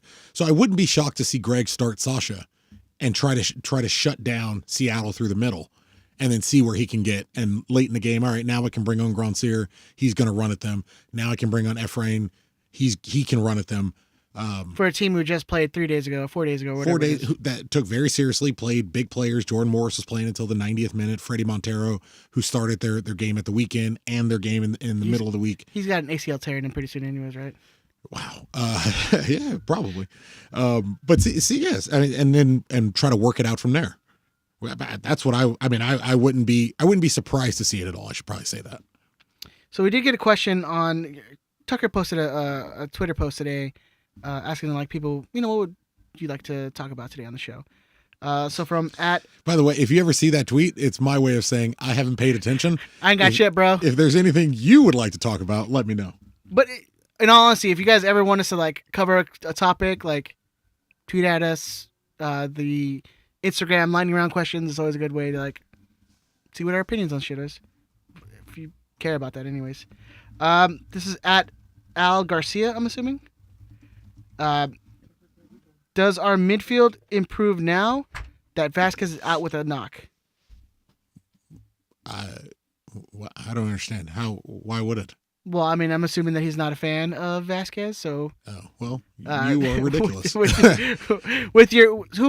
the person you bring to cover his position, yeah, will it affect? Is it one guy who positive or in a negative? Well, here's the answer to that question. In losing a starter to injury, which is what Vasquez is your team improved by replacing him with one player who doesn't play a full 90 minutes or another player who doesn't play a full 90 minutes who also doesn't start above Vasquez? for a Vasquez injury to improve the midfield, you would go into every Galaxy game upset with Greg Berhalter for his starting 11, because you're saying the bench player who already doesn't start above him is of better quality than the guy who starts every week when he's healthy. I don't think we're going to improve because Vasquez is out hurt.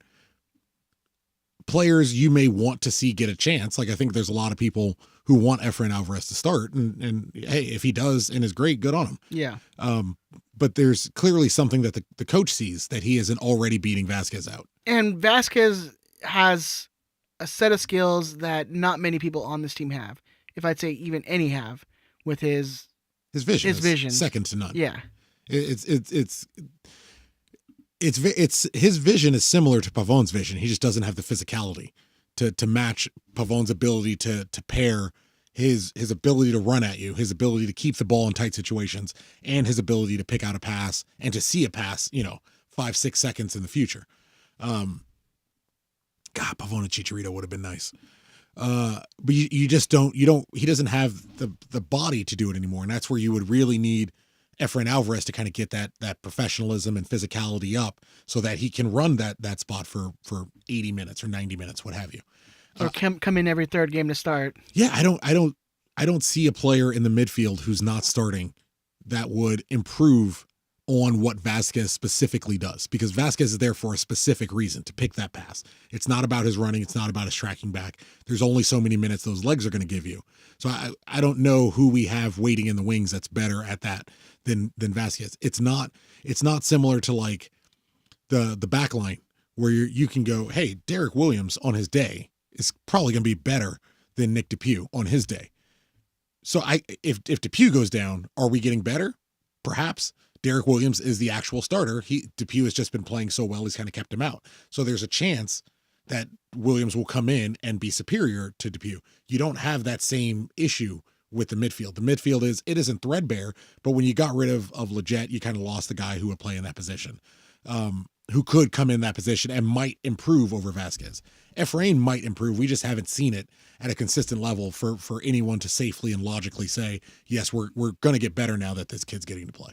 Yeah, no, I agree. I think there's really no one that has that mentality to want to go forward. I mean, Efrain has it, but he's still developing that role, and I think it's going to benefit him. But I don't think he starts. I think you got it right where Sasha probably starts that game, comes off in like the 60th, and I can give you another option. I can give you one more option. You drop Costa into the 10. You play Cabral and Chicharito up top, and then you can make an argument that your midfield might get better. You're going to lose some of that width, but that width doesn't seem to be helping us all that much anyway. I mean, it's creating. I mean, but you're bringing in a Grand Sierra. I mean, like, you're going to still have that pace on the sides. Yeah, you could bring in Grand Sierra and have that pace, but I'm talking more about having Sasha as the starter, right?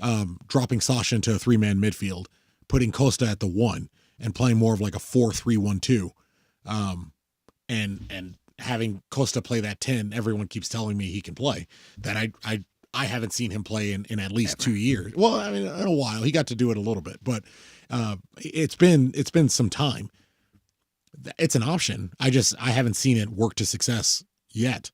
And it's something Greg could do if he wanted to keep Grandsir as a late sub option, which I would do if Seattle's played 3 games in 8 days. Yeah. Grandsir is not someone I would start. I would let him come in after these legs are getting tired. But that's just me. All right. Anything else before we get into the lineup / predictions? On Seattle. If we beat Seattle, I had something here. If we beat Seattle, we'll go to 3-0, which would, if I can find it. If we beat Seattle, we'll go to 3-0, which will be our first time starting a season 3-0 since when? You got to guess. Personally, if you listen, by the way, what I personally believe to be probably the most talented Galaxy roster I've ever seen. A team that was, in my opinion, the best play I've seen from a Galaxy team.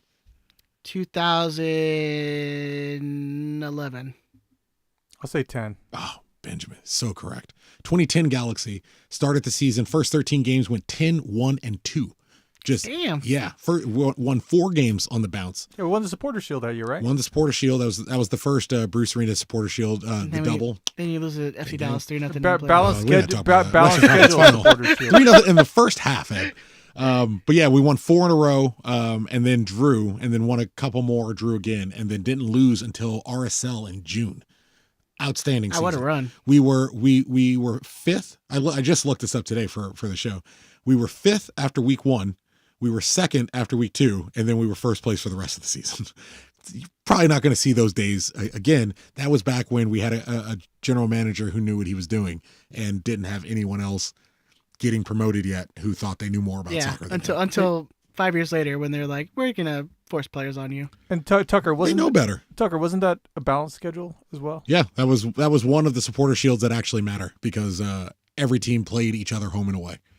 Supporter Shield is, even if we win it this year, which I hope we do, Let's get our rings. it's essentially useless. It's good. It's good to get in the Champions League, but as far as a measurement for being the best team in Major League Soccer, it's just not. It doesn't compute with. It's never going to happen given the level of expansion. We should have Ben get Supporter Shield nipple rings. Will you? You should do those, like, what are those ear things called? Gauges? You should do a Supporter Shield gauge. People can't hear you nod. No, Ben. Talk about you, Ed. The nipple rings? No. I feel like you're going to comment on No, that. I feel like it's a pretty safe bet we're not going to win the Supporter Shield. So Well, I'm saying for the past ones, man. You get okay. you have a bunch to choose from. I don't have that many nipples, Ed. I don't know, man. I've seen you shirtless. Nothing? Oh, I'm gonna let that hang for a second. Yeah. I love you, Ben. All right, let's get predictions. Or let's get lineups first. Let's go from the back to the front. Backline should be about the same. Bondi's been very, very good this season. When called upon, Raheem Edwards is probably the signing of the season. Depew will start. No, Depew should start. No, I mean, Depew will start. Williams got 6. He got like 7 5 minutes. Yeah. Including stoppage. So yeah, it'll probably still be Depew, Koulibaly, and Julian Araujo, Mark Delgado, and Revolution still going to be the same. This is where it gets a little dicey. Probably start Sasha. The 5 subs makes it so much easier than the previous seasons where you had to kind of balance whether you were willing to burn a sub on a guy you knew wasn't going to play the full game. Major League Soccer still being a testing ground for FIFA with 5 subs. It's worked very well for us so far. So I'm all for that. But I would imagine I'm going to say Mark, Sasha, and Revolution, Cabral, Mark, Sasha, Revolution, Costa, Cabral, and Chicha. Keep it the same. Save for Sasha. Drop Sasha in the hole. So you're basically just putting in Sasha in the. Putting in Sasha. Sasha's going to be your more forward. And we're forgetting that Sasha can put it in a pass. Hell of a pass. Yeah. And if he's not tasked to be defensive and like let the other guys do it, you don't. You're not burning him on the runs. Yeah, and you're pushing him like, hey, just. You're the more forward guy. Yeah. You play a little more box to box, but in general we're going to try to keep you at a little more forward. And then Costa, Chicharito, and Cabral, and I don't quite know where that will be. I would like to see a 4-3-1-2 and keep it narrow. But Seattle likes to attack wide, so it may want to stretch. I don't know. It's a mystery. One thing I'm going to enjoy is if you look at the setup of all these games, it's 3 very different games. With New York, you had an overwhelming force that was just going to come at you, and you need to kind of figure out how you were going to catch them on the break.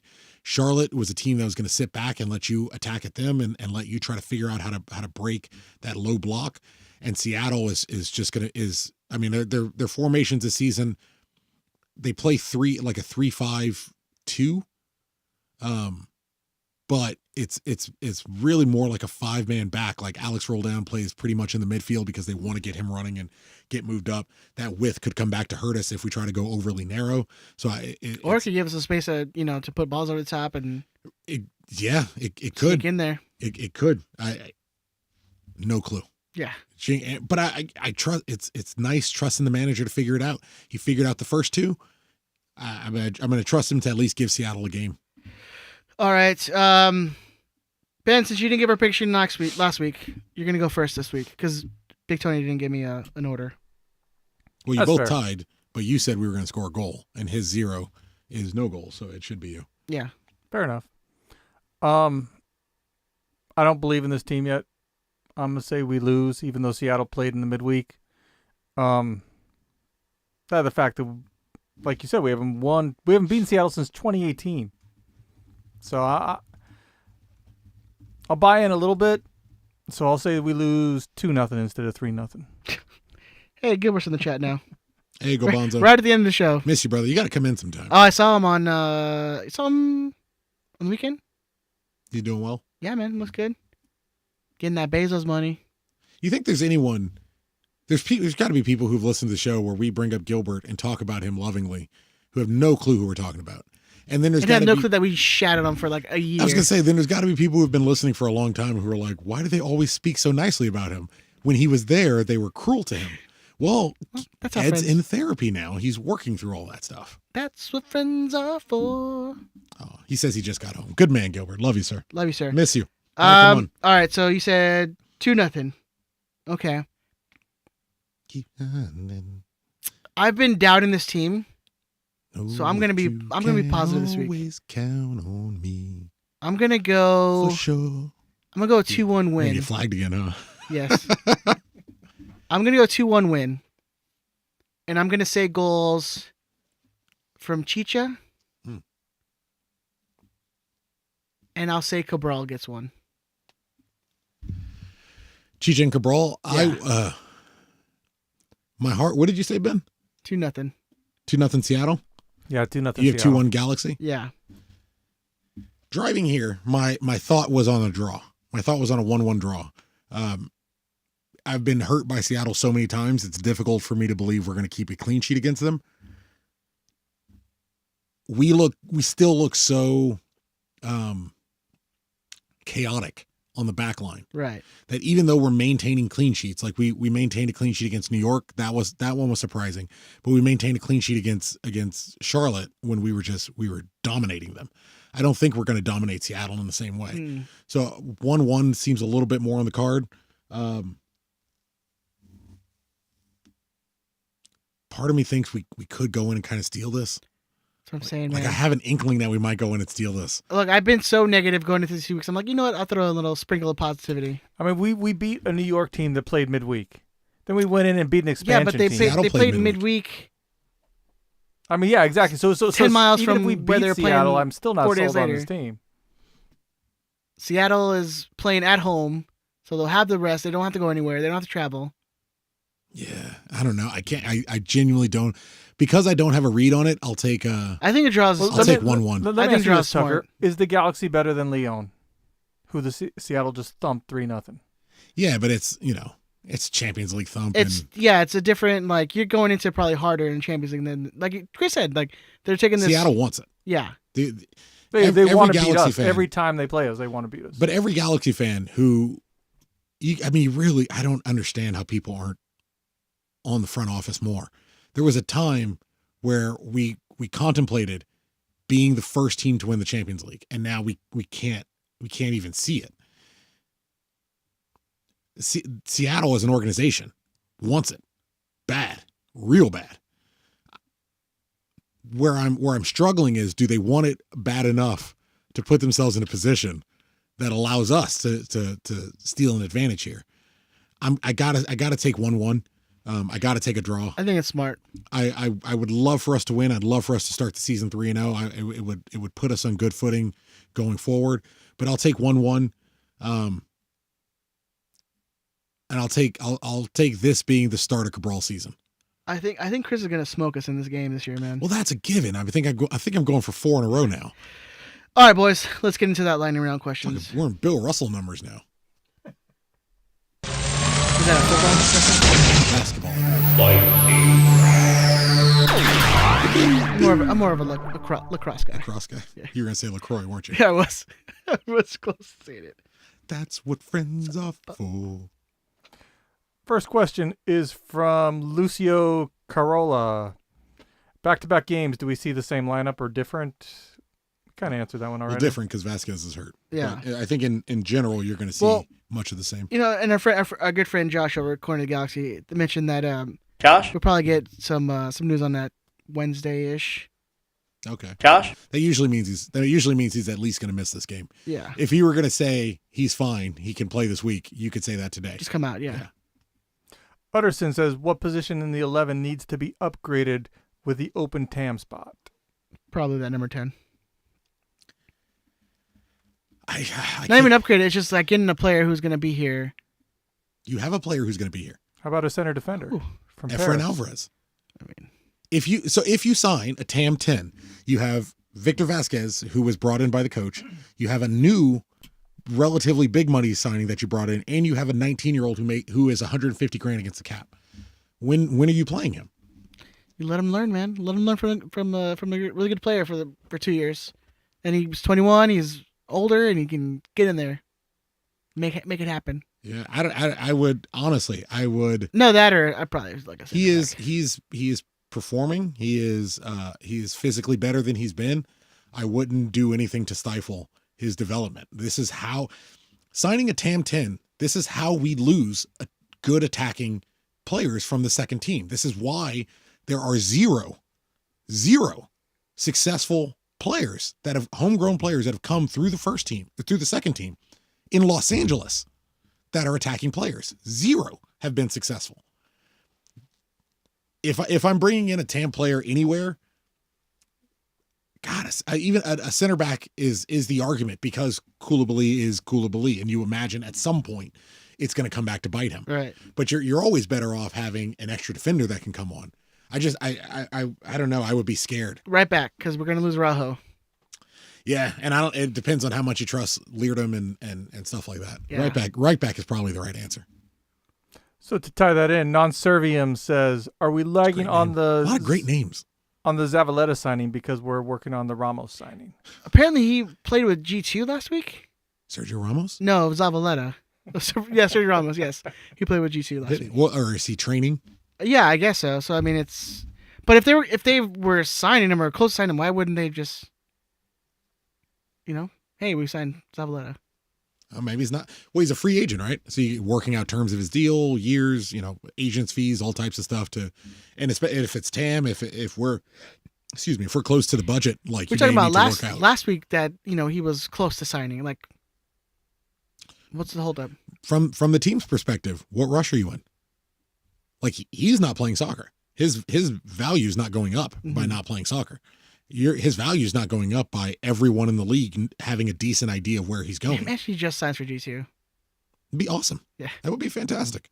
Well, no, it'd be terrible because then he's playing instead of kneeling for Kranis. Yeah, I don't know what's holding it up. I don't think there's any. I don't think there is. Sergio Ramos. Yeah, Ramos to the Galaxy confirmed. I don't think there is any rush in announcing him or even signing him when overall we're doing relatively well. Can you sign a player if they're free agent like at any time? Whenever you want. Yeah, he's not contracted to anybody. He's I imagine his registration is held with the league, but he's free to go wherever he wants.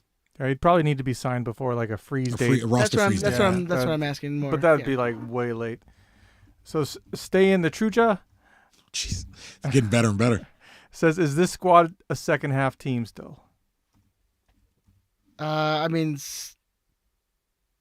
just considering that we scored both goals in the last 15 minutes of the games, I mean, I guess so. Why? Because I mean, we shot on Charlotte 21 times. Yeah. Any of Vasquez's shot off the bar could have gone in. Chicharito had a couple good chances to hit the side net. We could have. I mean, that game could have had 4 goals in it. Yeah, I would say these 2 games, and it's a small sample size, have probably been more like a full game that I've seen these guys or a Galaxy team play in a long time. September 2nd, by the way, roster freeze day. Okay. You were saying sorry. No, I'm saying like these last 2 games, it's been a game like there really hasn't been moments where they've like turned off or had a spell of like 15, 20 minutes where they've been on the back foot. So it's been pretty full 90 matches of them, putting in an effort. We played New York clearly on the break for 90 minutes. That was the game plan. We overwhelmed Charlotte for 90 minutes. That was the game plan. 2 games is infinitely too small of a sample size to determine whether they're a late half team or not, or a second half team. The benefit is late in the game, we're not switching off. in the almost 80th minute. We're Efrain Alvarez is noticing a keeper out of position. Yeah, is we used noticing to be four the team defenders. that would get scored in the last 15 minutes of every game. But there's Chicharito is running his ass off for 90 minutes. That's how he was able to Oh, score he that looked goal. gassed at the end of that game. Yeah, the dude was, but he was, like you said, running his ass off. He's running his ass off. The guy's playing. He's playing as if this is his last year. You could see one of the runs he was making. He's just like, he's like, oh, and then he had to go run. Oh, so goddamn tired. But he's playing like a captain. He runs, He runs and runs and runs like a captain. Sith Lord Bolin says, "Are we smoking a depleted Sounders team?" And thoughts on Raheem. Smoking? Or smoking on that pack, on that Seattle pack. Smoking on that Morris pack, baby. I was hoping. I don't. That's what I was tossed up in my prediction. I was either at a 1-1 draw or I was seriously at like a 3-0 Galaxy win. I can't put a finger on where this team is. It's too early. It's too early. It's so early. If this was another month in and we had 4 or 5 more games to kind of pick from, then and we were playing this consistently, I probably would say we put a beating on them. But it's really early in our season. It's early in their season, and I've just been hurt by Seattle way too many times. I'm calling now. There's going to be a goal scored in 85th minute By someone. Edwards for me is the signing of the season. I think he's him and Delgado, man. Just been phenomenal. Yeah, he's I love Delgado. I love Mark Delgado. Greg Vanney has brought in 4 left backs. 4 left backs. You could argue Raheem Edwards earned man of the match in both games.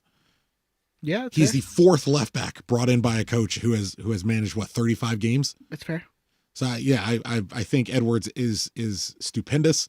I understand all the concerns about bringing a player directly from LAFC, the first player to cross that divide, but you want a player to produce if he's going to cross that divide.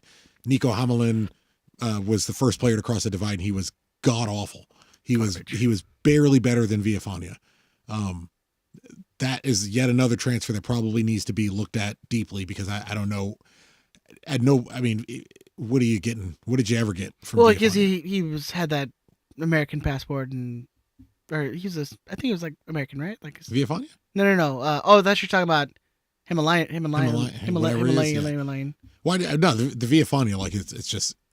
He had those 4 or 5 games to start with, and it's completely gone off the deep end. And it's almost entirely counter to how Greg wanted to play. Signing just doesn't really make any sense. Edwards is so far 2 games in, early sample size, probably the theme of the episode, but just an absolutely phenomenal left back so far. Tac VBoss 7 wants to know better and better, man. Honest feelings about having 2 shutouts.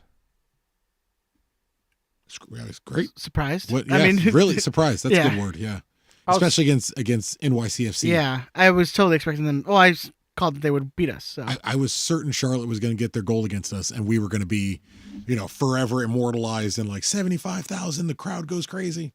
Yeah, turned out we were immortalized, just in a far more faithful way than I had. Yeah, it's shocking, but it's great. It's what you want to see from Bond. It's what was kind of promised. You build on that confidence, man. Building up like, hey, we haven't got scored on yet. Especially for a goalkeeper. Yeah. Especially if your back line isn't all done. It's not just 2 clean sheets. It's 2 clean sheets with Nick DePuy with essentially a G2 graduate.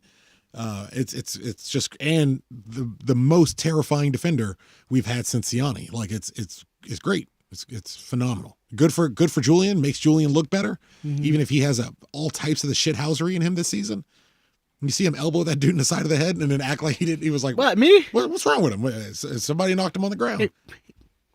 But it makes Julian look better. It will likely increase any valuation the team has in him. Yeah. I heard 2 years ago, this is a quote from someone I heard 2 years ago.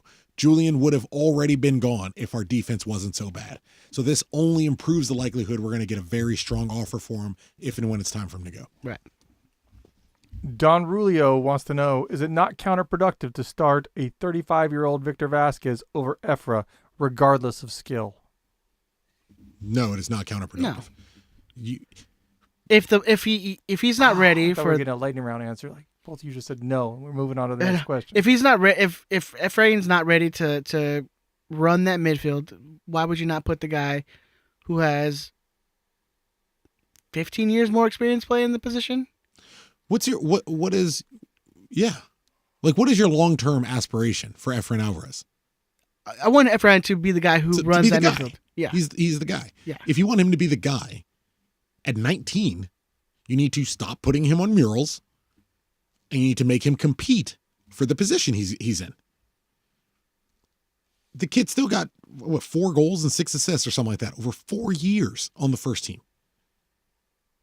It's not counterproductive to have a coach bring in a known quantity, which is what Vasquez is. He's a known quantity, and force the very talented prodigy kid to earn his place. Julian Araujo was better than Rolf Felcher from day one. We said it here. From the moment you saw Julian, he was better than Rolf Felcher. Why not start the promising kid? Well, we saw an exact reason why not to do that. Having to fight Rolf Felcher for that starting spot made Julian Araujo a drastically better right back. It is important to have Nick DePuy has shown since he's had to fight for these spots. Steris and Romney got better having to fight for their spot. You don't want to hand a young kid a starting spot because if he fucks up 3, 4, 5 games, how long is he on the bench? And how long does it take for him to get back that mentality of like, hey, I'm good enough? I am fighting Victor Vasquez. That's what a young player. You want to see the exact opposite of making Efrain Alvarez fight for a spot? Look at everything going on at Manchester United. Top to bottom, that club. What's going on at Man United? Prima donnas that feel like they're bigger than everyone else there and nobody's going to tell them shit. They're not competing with anyone because they're all the fucking guy. And so now they don't run. Now they don't try. And I'm no Manchester United fan. You all know I got that big Arab money. It's a whole different ballgame. It's poor club, small team. Y'all know. Y'all know. Little money. You want players to feel as if and when I'm not producing, I'm out. There's someone right behind me. There's someone coming for me. Yeah. With Vasquez, he doesn't need that because he knows he's essentially at the end of his career. His job now is the guy who motivates, who gives Efrain Alvarez someone to focus on and to learn from. It's invaluable having Victor Vasquez, who when he signed, we were like, what is the point? This is the point. Pushing the kid. And the kid is getting better because there's someone pushing him. I can't understand wanting Efrain to start right now. I want him to earn it, and I want him to keep fighting for it. And sub appearances where he can be dynamic and explosive late in games is how he goes about it, in my opinion. Ramsey says, "I'll get back to you in August." Oh, about whether the team is solidified. Is this team for real? Because I had a sub question on that. Oh, okay. Is the team for real? Is a 2-0 team for real? And he said he'll get back to you in August. August is a little late for me. You know, we should know well before then. Probably maybe in like April, May. You might. But yeah, May. You'll know. Deep April, early May. You should be able to suss out pretty much where this team's at. John Prince CFI says, "Will the hope of a good start to the season be followed by an epic implosion later?" Historically, we're gonna break that cycle. Historically, yes, but I honestly I don't think so. I think it's a really, really happy locker room. It looks like a happy locker room. You look at the goal celebrations. Both goal celebrations is the entire team coming together to celebrate. You have a captain that seems to be in a more positive than negative mood on the field as well as off the field. Preaching mental health. I don't know if you saw that guy who was on Twitter like, why is he crying? But you see Chicharito preaching mental health. You see him preaching like, hey man, cry when it's time to cry. Be positive when it's time to be positive. I genuinely don't think look, you're going to hit a bumpy road. You're going to have a string of losses. There's like months in there where there's a game every other 4 days. So it's yeah. But I don't but that's where you have Dejan come off the bench. That's where you have Dejan starting and resting Chicha and bringing Chicha off the bench. I don't think super early, too early to determine things like that. But the overall mood in the camp, even dating back to the beginning of preseason, it seems different. It seems more positive than we've had, if we're honest, since Latan showed up. Like it seems like Chicharito has kind of dealt with his personal issues that he's had going on with his missus. He's in a relationship. Jonathan, not just with his playing ability, but like obviously his father's passing, his brother being kind of unceremoniously done from the team, Leggett seemingly being unhappy being here and kind of getting a lot of those air quotes like problem kind of guys have made way, for lack of a better phrase. So I don't know. I don't think an implosion is coming. But again, I called an MLS Cup this year. So there's no way in the world I think an implosion is coming. Outsider wants to know where the San Diego watch party is for G2. Fuck, I meant to ask. There's that San Diego Galaxy group. I'm gonna ask and we'll tweet it out if I can find it, but I don't know because they open against Captain Fantastic's boys. Yes. Fuck, I'm getting a cramp again. I'm good. Back in, Ben. Rocket. I gotta start stretching more. I cross like the wrong way. Ben, Like, change the fuck, camera. next thing I know. They're seeing his titties. I'm good. No, dude. Ouch, thank you. I will definitely be working out today. We're staying on titties? Well, now fucking turn it. What's wrong with you, producer? One thing the guy does, read Instagram and run a camera. Fuck Tucker. Tucker sucks. There you go. Hey, guys. How's it going? Jeez. This is what happens when I run and don't stretch. Stretch some hammies, boys and girls. Christian O says, besides painted seats Ew. and roof, what other stadium renovations would you like to see? Better prices on the concessions. You know, it's something I just realized the other day. That's actually a great question. Goes into And I don't even buy the beers in the stadium, but come on, like $18 for a fucking beer is ridiculous, man. I haven't thought about it, and admittedly, it's selfish. It's just not something that's been like a part of my world until recently. It's nonsensical that a child at 2 is free and a child at 3 is a $30 match ticket. How do you not have a child or youth I saw ticket? you reply to one of the guys. Well, the guy Eric, the ticket rep, Eric Mendez. Mendez, yeah. Go hit him up if you need tickets. The ticket rep who's on Twitter, he's great. He helped me last week. He's phenomenal. You know, I wasn't trying to give him a hard time. I was trying to get an answer and see if he could kick it to the people who could give him an answer to my question. There are no youth tickets. Like you're either free or you're full on adult. $30. Yeah. Like that's crazy. Like how does Newcastle United has youth tickets? If you're 5 years old, you shouldn't be paying a full price of an adult ticket. But it's short. It's a typical short thinking of not just the Galaxy, because I don't think LAFC or anyone else around the league does it. It's Major League Soccer. If a kid wants to go to a soccer game, let's get as much money out of their parents as possible. But I would bring my kid more often if it's not, a full fair match ticket. I'm buying concessions in the stadium now because my son's there. I don't buy, I told Erica, I spent more on concessions in 2 games or in 1 game. Last couple games the kid's gone to. I spent more on concessions in there than I've spent in the last decade and a half. You got to give him his bucket of cookies, man. Everybody else gives him a bucket of cookies. Yeah. I'm on churro and nacho duty. Right. But I would bring him more, which means he's going to be more invested as he gets older. Because those are going to be the good memories he makes. But him like, oh yeah, I went and ate nachos and had bad food at the Galaxy game, and like that's what he's going to like. But in Major League Soccer, I thought about specifically Newcastle. But with Newcastle, like a lot of their ticket people have been there for years and years and years. And we cycle these ticket reps out so much, they don't care if they're signing up a long-term fan. They're going to be gone in 5 years. So they need every dollar they can get today. How there's not a child or a youth ticket is I don't know what word I want to use for it. Stupid is the first one that comes off the bat. It's such short-term thinking. Because parents are going to be disincentivized to bring their children. Because it's not like you can't give discounts because you do for youth soccer teams. Yeah. Well, not even discounts. Like, and I understand you're buying those in bulk, but still. I get it. They don't want to have a security guard at the gate check whether a ticket's adult or youth and turn somebody away. They don't trust them. They don't check tickets most times. They don't trust, but that's what it is. They don't trust them. They don't trust their own, I would guess. It's either you're interested in fleecing people as much as you can, which is definitely possible. Well, because doesn't MLS make most of the money on like youth packages and they used to. I don't know what the deal is anymore. I don't understand not having a youth or child ticket. $30 for a 3-year-old or a 4-year-old is criminal, but we're kind of At least on some of these transfers, you look at that Shelvik, you look at that Siani. They At least gotta on some of them, you may be a little criminal. They But got to make all their money they can. That's it. That's it. That's it. Everything else we kind of answered in the show. So we're good. All right. Where can they find you on these socials, sir? You can find me at DT Radio Ben on the Twitter machine. That's it. Yeah, you can look me up on the on look, Insta Ben's if you having some want. beats, man. Stalling. Yeah. Tucker, where can they find you, sir? Don't.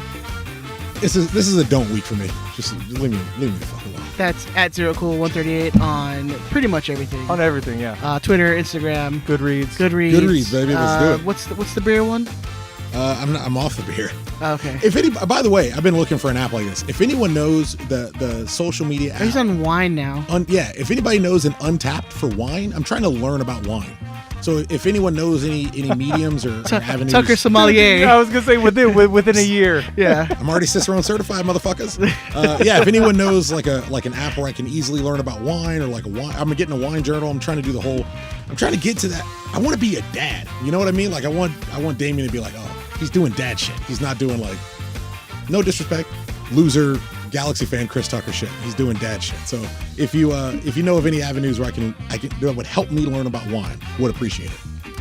Yeah, help Tucker learn about the bodies and what region of It's old world. It's old world.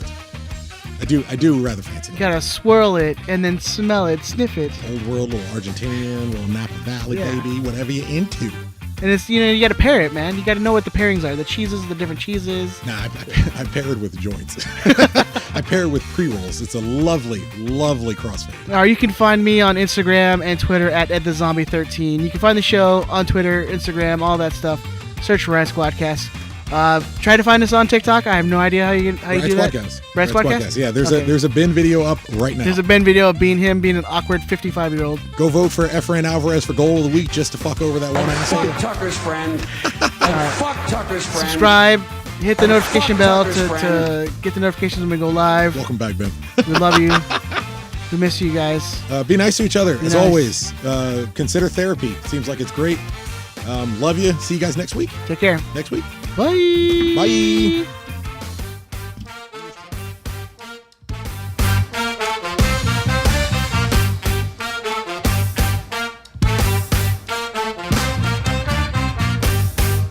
Fuck you, Brian. Suck a dick, bitch. Woo!